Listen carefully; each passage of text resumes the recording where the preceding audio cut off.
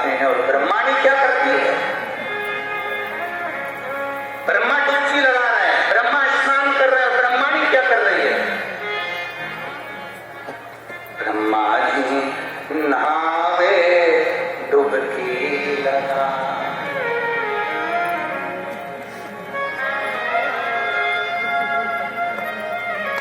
हरि ब्रह्माणी करती सेवा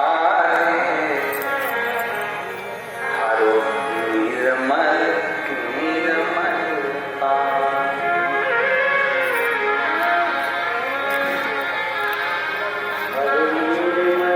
हे यमुना, हे यमुना, तेरे जल में ब्रह्मा स्नान करते, ब्रह्माणी सेवा करती, नारायण स्नान करते, नारायणी सेवा करती, शिव स्नान करते, पार्वती सेवा करती, इंद्र स्नान करते, इंद्राणी सेवा करती। 33 कोटि देवता तेरे जल में स्नान करने के लिए आते और उनकी देवियां तेरे घाटों पर सेवा का क्रम करती, तेरे घाटों पर सेवा करती।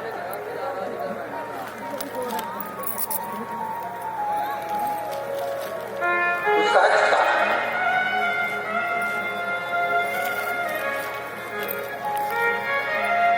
सहजता। आज कोई कह रहा था गुरुजी, जैसे आपने कहा कि भगवान कृष्ण के 16,000 रानियां थी और 16,000 रानियों से संतान नहीं हुई, तो भगवान कृष्ण ने शिव जी की शिवलिंग की स्थापना करी, उनकी पूजन करी। एक रानी के साथ में 11 दिन तक शंकर भगवान की शिवलिंग की आराधना करी, भगवान शंकर की पूजन किया। 1,77,186 भगवान कृष्ण के सवन को सार गया हो, सवन को सार गया हो। रावण को मारने से पहले रामेश्वर धाम की स्थापना करी थी मेरे भगवान राम ने। क्या जैसे रावण शंकर का उपासक था, कंस भी तो शिव का उपासक था।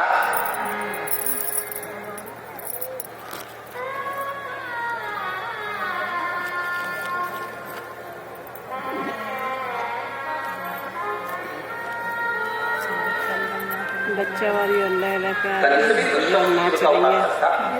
जैसे रावण शंकर का उपासक था और रावण को मारने से पहले राम जी ने भगवान रामेश्वर की स्थापना करी थी। तो कंस को मारने के लिए जब भगवान आए, भगवान कृष्ण और बलराम जब मथुरा में पहुंचे, तो जैसे उन्होंने रावण को मारने से पहले शिव की आराधना करी, तो क्या भगवान कृष्ण ने कंस को मारने के समय पर किसी शिवलिंग की स्थापना करी? हम मथुरा में जहाँ हमने देख के मारते हैं। अच्छा, बगल पे रहिए। ब्रजमंडल में, ब्रज 84 कोस में वो कौन सा शिवलिंग है जिसको कंस को मारने के समय पर भगवान ने स्थापित किया? पूरे ब्रज 84 कोस में एक शिवलिंग ऐसा है, रंगेश्वर है शायद, पूरे ब्रज 84 कोस में एक शिवलिंग ऐसा है रंगेश्वर। जब कंस को बार कंस को बल प्राप्त हो रहा था और कंस मरने का,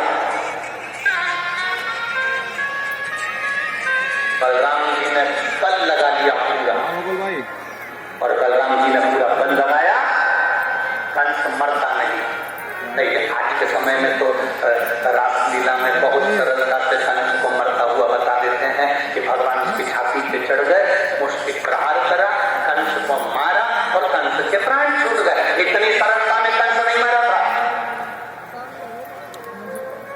जो पल्ली तरफ की भी है, राक्षसों से पीछा इतनी जल्दी नहीं छूट जाता। पंडाल की है इतनी सरलता में कंस नहीं मरा था कि तुमने रासलीला में देखा कि बस भगवान कृष्ण आए, छाती पर चढ़ गए, मुष्टि प्रहार करा, कंस के प्राण छूट गए। इतनी सरलता में कंस नहीं मरा है।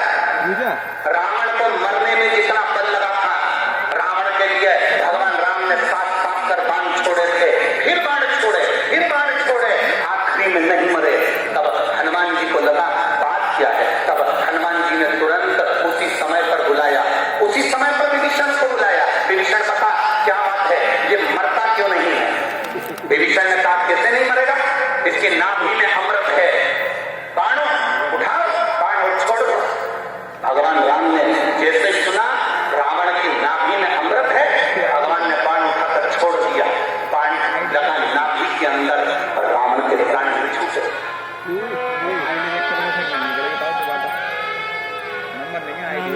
बताओ।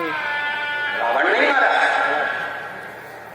कई लोग कहते हैं कि भगवान राम जी ने बाण छोड़ा, नाभि में लगा और मर गया। रावण राक्षस इतनी सरलता से नहीं मरते, असुर इतनी सरलता से नहीं मरते, दैत्य इतनी सरलता से नहीं मरते। राम जी ने जैसे बाण छोड़ा, रावण नहीं मरा। लक्ष्मण जी को क्रोध आ गया, विभीषण को पास में बुलाया। विभीषण चला, विभीषण ने कहा बोलिए महाराज, तूने कहा था नाभि में अमृत है, मेरे भाई ने बाण छोड़ा, ये मरता क्यों नहीं है? लक्ष्मण जैसे ही बोले, विभीषण ने कहा प्रभु मुझे तो जितना मालूम था मैंने आपको बता दिया, क्योंकि मेरे सामने लंकाधिपति रावण ने वर मांगा था ब्रह्मा जी से कि वर दीजिए कि मेरी नाभि में अमृत रहे, तो नाभि में अमृत दिया। जब वो सूखेगा तब तू मरेगा। तो उतना तो मैंने सुना था, मैं आ गया। तब उसी समय पर विभीषण ने कहा इसके आगे मुझे नहीं मालूम कि मरता क्यों नहीं है। लक्ष्मण जी ने हनुमान जी को बुलाया, हनुमान जरा पता करो कि ये रावण मरता क्यों नहीं है। हनुमान जी जैसे आए, हनुमान जी ने कहा जो प्रभु आज्ञा।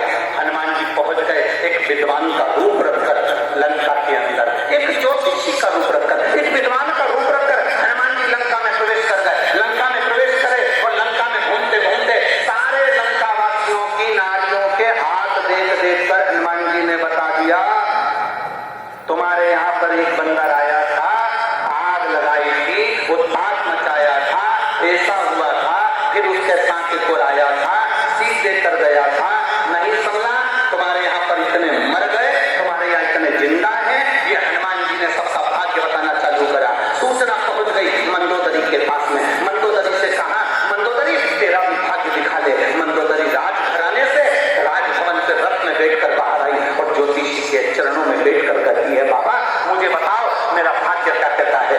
हाथ देखते से ही मंदोदरी ने अपना हाथ जैसे ही हनुमान जी के हाथ में दिया, जो ज्योतिषी का रूप रखे थे, हनुमान जी ने हाथ देखते से कह दिया मंदोदरी तू बड़ी विद्वान है, तेरे कारण तेरा पति आज भी जिंदा है।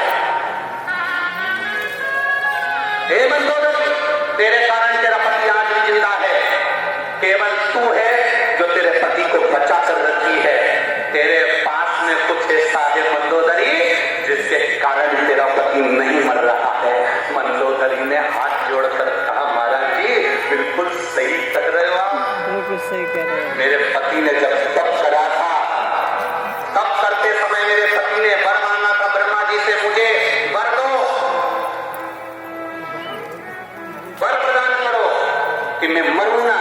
नाभि में अमृत मांग लिया था, पर मेरे पति भी बड़े विद्वान थे, उनको मालूम था नाभि में अमृत है, कभी भी बाण छूटेगा मेरी नाभि में लगेगा और मैं मर जाऊंगा।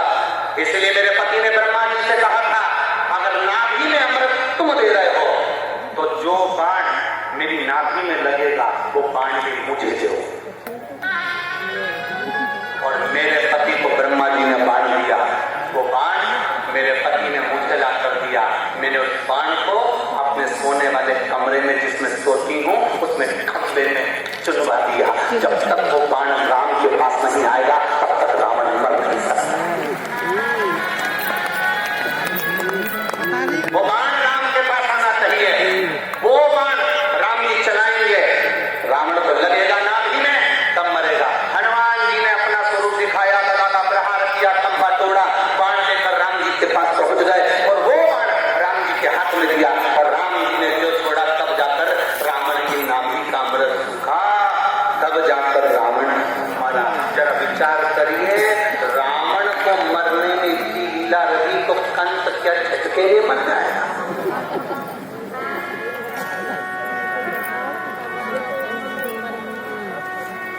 छाती